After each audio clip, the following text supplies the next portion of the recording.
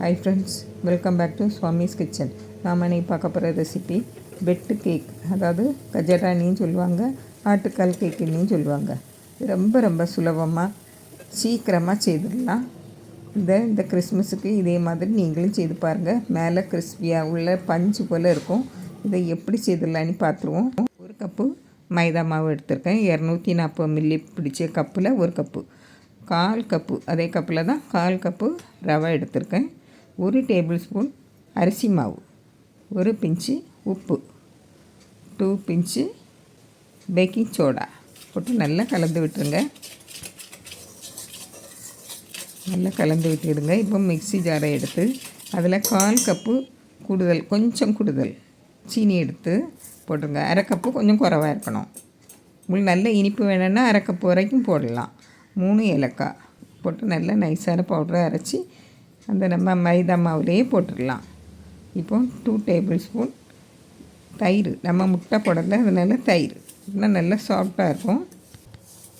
நல்லா கலந்து விட்டுருங்க. நல்லா கலந்து விட்டுட்டு இதில் 2 டேபிள் ஸ்பூன் ஆயில், அதாவது நான் சன்ஃப்ளவர் ஆயில் விட்டுருக்கேன். இங்கே உங்களுக்கு நெய் இருந்தானா நெய் விட்டுருங்க. நல்லா கலந்து விட்டுருங்க. இப்போ நம்ம கொஞ்சம் கொஞ்சமாக பால் விட்டு நல்லா கலந்துக்கிடணும். இதில் ஒன்று நம்ம கொஞ்சம் கலர் பொடி போட்டால் கொஞ்சம் கலராக இருக்கும், நல்லாயிருக்கும், பார்க்குறதுக்கும் நல்லாயிருக்கும். நல்லா கொஞ்சம் ஃபுட் கலர் போட்டிருக்கேன். மஞ்சள் பொடி போடணுன்னா போட்டுவிடுங்க. மஞ்சள் பொடி போட்டால் நம்ம பேக்கிங் சோடாவும் போட்டிருக்கறனால கொஞ்சம் சிவப்பாக வரும், அதனால தான் நான் ஃபுட் கலர் போட்டிருக்கேன். பாருங்கள், இப்போது கொஞ்சம் கொஞ்சமாக பால் விட்டு நம்ம நல்லா பிசைஞ்சு எடுத்துக்கிடணும். சப்பாத்தி மாவோட கொஞ்சமாக தளர்வாக பசிக்கணும்.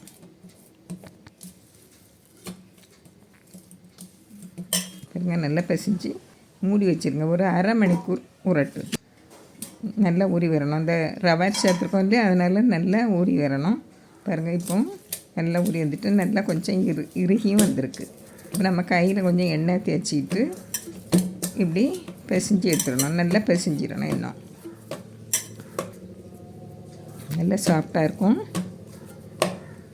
இப்போ மாவு நமக்கு இப்போ இதை 3 பங்காக பிரித்து எடுத்துடுங்க. நம்ம இதை வெட்டி கட் பண்ணி எடுக்கணும். மற்ற கஜராவுக்கெல்லாம் இப்படி நம்ம உருட்டியே போட்டுடலாம். கொஞ்சம் இலக்கமாக வச்சுட்டு இது கொஞ்சம் கெட்டியாக இருக்கணும். பாருங்கள், இப்போ இதில் வச்சு உருட்டி இப்படி கொஞ்சம் தட்டி விட்டுக்கிட்டு உங்களுக்கு எவ்வளோ பெருசுனாலும் செய்து எடுக்கலாம். நான் ஓரளவுக்கு நம்ம சின்னதாக தான் எடுக்க. நம்ம இந்த கஜரா போட சமயம் எண்ணெய் எல்லாம் மேலே இருக்கணும், நம்ம அந்த இது போட, அதனால நான் சின்னதாக கட் பண்ணேன். பாருங்கள், இப்படி எடுத்துக்கிட்டு இப்படி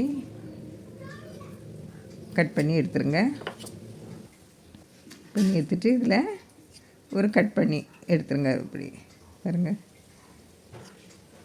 இதை வெட்டுறதுனாலே நம்ம இதை வெட்டு கேக்குன்னு சொல்லுவாங்க போல் இருக்குது. இப்படி கொஞ்சமாக வெட்டி விட்டுருங்க. இப்போ எல்லாமே இப்படி வெட்டி எடுத்துடலாம். பாருங்கள், எல்லாம் எடுத்தாச்சு. இப்போ எண்ணெய் வந்து காய்ச்சது எப்படி இருக்கணும்னா, நம்ம நல்லா முறுக்கு சுடுறது போல் நல்லா காய்ச்சிருக்கக்கூடாது. மீடியமில் வச்சு நம்ம பொரித்து எடுக்கணும்.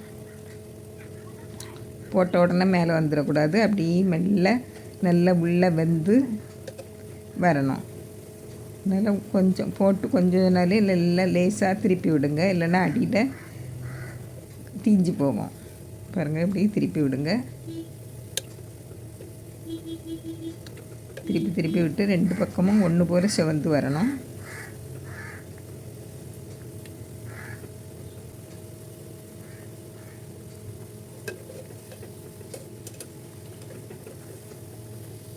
பாருங்க, நல்லா வெடித்து வந்திருக்கு.